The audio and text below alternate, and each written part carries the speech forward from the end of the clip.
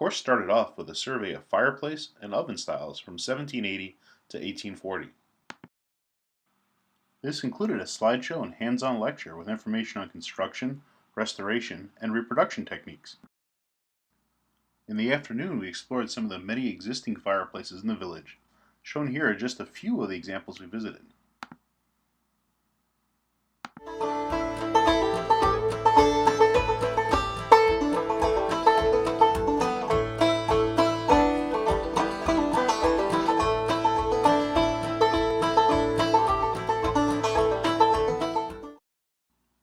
In the later afternoon, we spent some time sorting and classifying bricks. We also started to lay out the firebox and cut angled corner bricks for the jambs.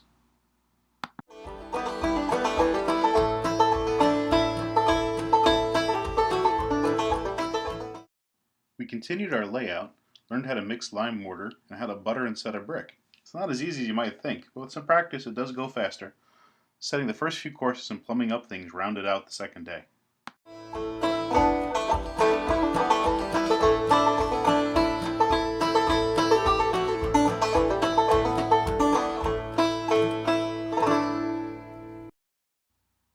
On day 3, we continued to work upwards. Most noticeable was setting the base for the oven structure, laying the bricks that will form the bottom of the oven itself, and laying out for the oven door, arch, and beehive.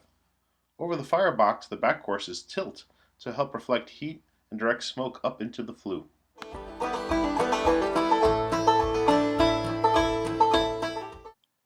On day 4, we set the lip to hold the oven door in the correct location and cut the arch. The body of the oven starts with a soldier course and is similar to the back of the fireplace in that we corbel out the bricks to form a dome top of the oven.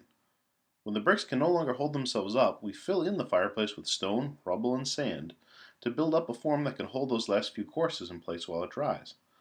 We have to make sure anything we put in can be removed via the oven door opening. We also set a steel lintel bar to carry the first course of bricks over the top of the fireplace opening.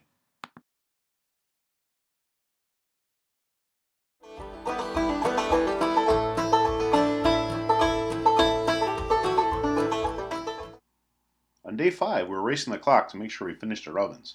The next order of business was to remove the sand and infill from the oven. It was the moment of truth, as we put a lot of work in to get this far. Once excavated, it was very neat to see how nice the interior of the oven came out. The exterior of the oven was parged over to protect it from the elements, and if it was exposed on the outside of a real house, it would also be protected by a dog shed, dormer, or similar covering.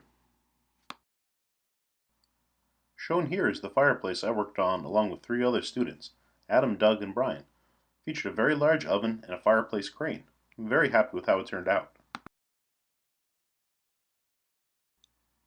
Shown here is the other fireplace that was constructed during this workshop. The team working on that fireplace was Rich, John, Matt, and Mike. They had a smaller oven that was corbelled out in the back and made a nice arch course over the fireplace.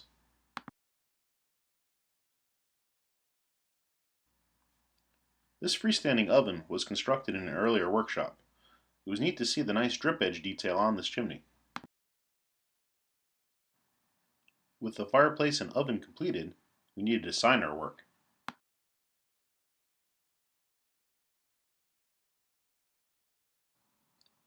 Looks like Matt is telling us it's time to go celebrate.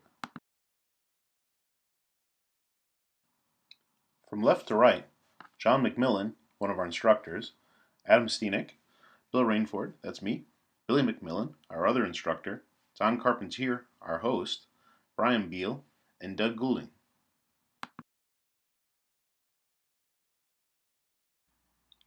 From left to right and hiding behind the leaves are John O'Rourke, Matt Morrison, John McMillan, Don Carpentier, Billy McMillan, Rich Freiberg, and Mike Fazio. Here we have a shot of the whole class standing together.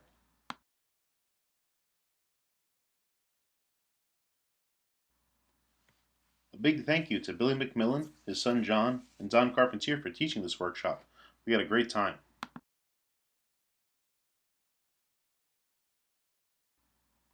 If you'd like to learn more about this workshop, or any one of the many others offered at Eastfield Village, please check out their webpage below.